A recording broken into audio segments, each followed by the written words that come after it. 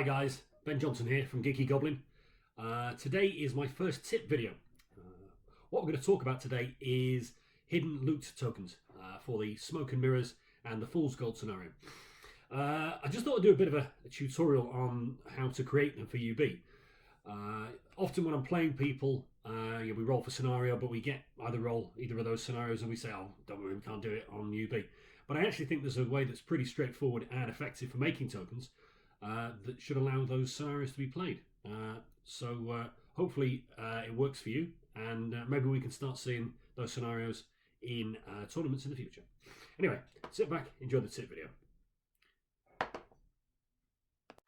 So what we're going to do is create some hidden tokens, and I'm going to show you how to do that. It's really simple. The first thing is you go into one of your armies that you can edit, and you're going to create the hidden tokens. So to put up my elves army here, I'm going to create a token that's relatively big, but not too big. Make a round base. Go to the various tab there and add. You can see you can add anything onto it, but I'm going to add the number. So in this case 0, and I'm going to call that A and save it.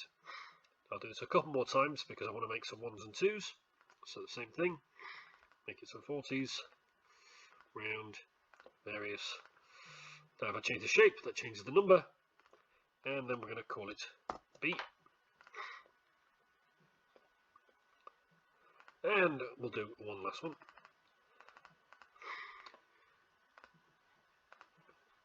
And again, there you go.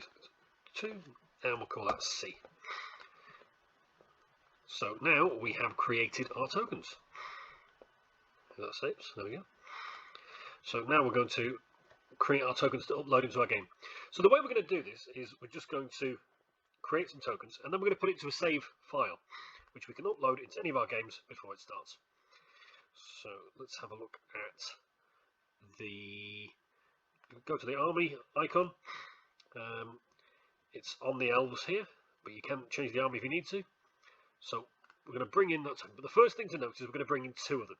And the reason we do that is because when you bring in 2, you get a movement tray, which is what we need. So I'm going to delete one of those, and then I'm going to bring in a cover token. So just a little red dot for me here.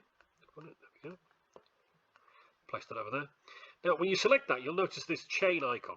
If you select that chain icon and then select your movement tray, these have now become connected, so it's covered. And if you unselect your regiment or movement tray icon, you can now move it round and it won't come off. So there you have a hidden token. I'm going to create another one just so you can see that again. It's also worth noting you can change the name of them at any time. So I'm going to call this one Lexi after my dog. Place it in and select the movement or the regiment icon.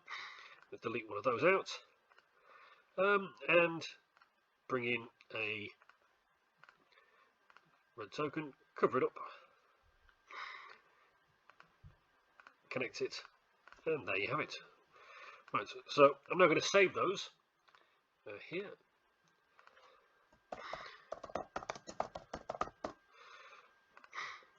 And so now I can load those into any game that I play, and no one knows what's underneath them. Now obviously A probably indicates that it's a lowdown, Lexi's less important, but as long as you know what's underneath there, that's all that really matters. So we'll just do that now, so you've got that. You can see that. That's pretty straightforward. I'm sure you're all quite familiar with how to do that. So we'll start a new battlefield, and we will load up some scenery.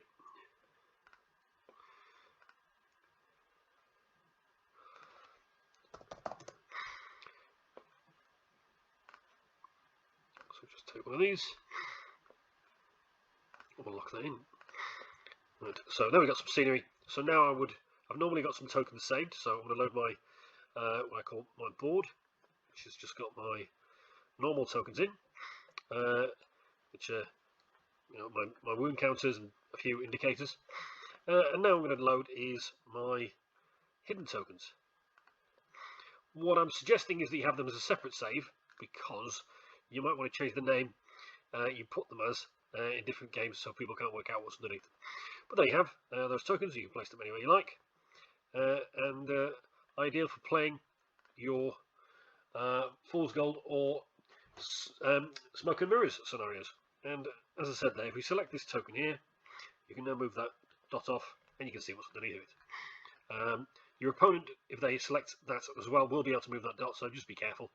But I'm pretty sure you should be able to keep it secret until necessary. Anyway, thank you very much. Okay, so there you have it. How to make hidden tokens for the Smoke and Mirrors or the Fool's Gold scenario. Hopefully it worked for you, and it'll mean you can enjoy wider scenarios.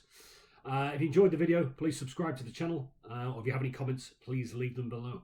Anyway, guys, take care. Look after yourselves. See you soon.